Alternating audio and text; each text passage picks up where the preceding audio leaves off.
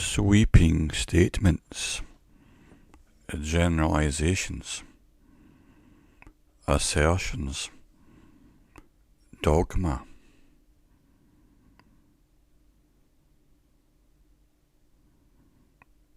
inductive reasoning,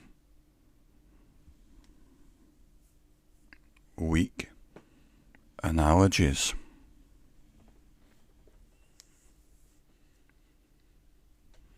A generalization is something which you make, which includes everything, and your judgment is made from a small sample. I see a bunch of motorbikers down there. They're always rowdy, they're always reckless, and they act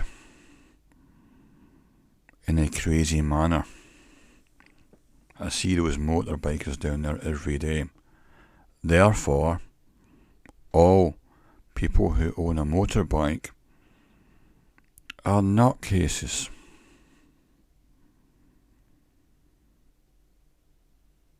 Someone's dog bit me and it keeps barking all the time when it's not biting me. Dogs should be banned. Dog owners are irresponsible. A generalization. An assertion seems a bit like a generalization. Scottish independence clearly means we'll all be better off. That's an assertion. Most people in Scotland want independence. It's an assertion. It's unfounded. Dogma starts to sound a bit like anyone who doesn't want independence for Scotland is a traitor. We're starting to get into dogma there. Any generalisation, applying it to all instances from a small sample, is inductive reasoning.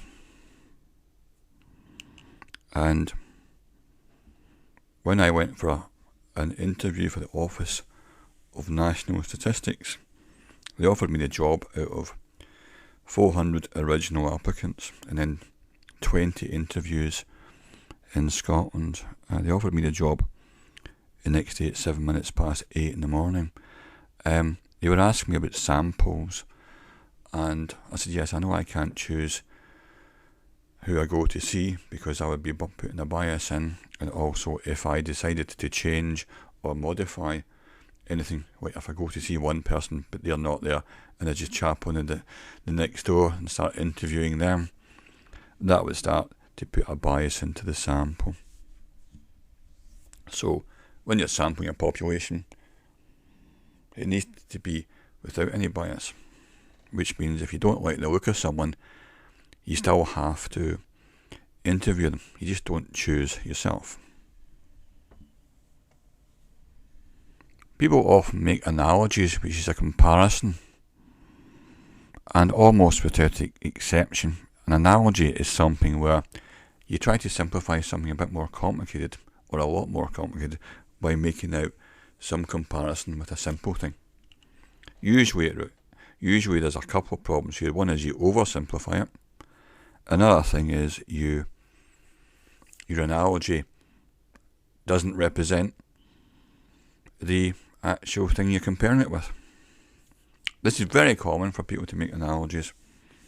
For example, Jim Callaghan in the late 70s, as Prime Minister, said this strike will sever the country's jugular vein.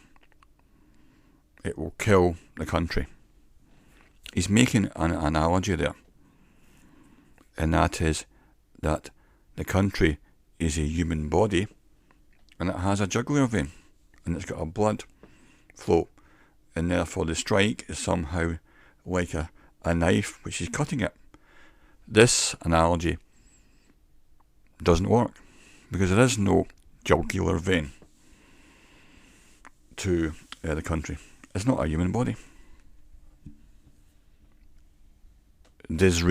Benjamin Disraeli, he said that he had climbed the greasy pole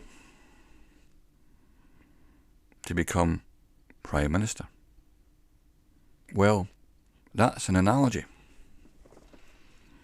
If you're wanting to be Prime Minister of a country, I think what you do is perhaps you go to school, then you go to university, then you get some experience, then you go into local politics, and then you get into national politics, and then you join a political affiliation or party, and then you try and become leader of that party. What's that got to do with a greasy pole? And what's the motive for climbing a greasy pole? There's plenty of motive to become Prime Minister, because you get prestige, self-esteem, power, and you might even make a difference. What's the motive to climb a greasy pole? Showing off to your friends. And the implication with the greasy pole is that halfway up, you make an error, you slide down to the bottom.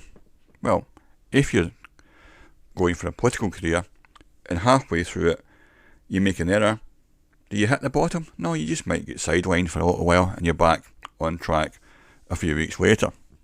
So these are analogies that are often made, often by politicians, but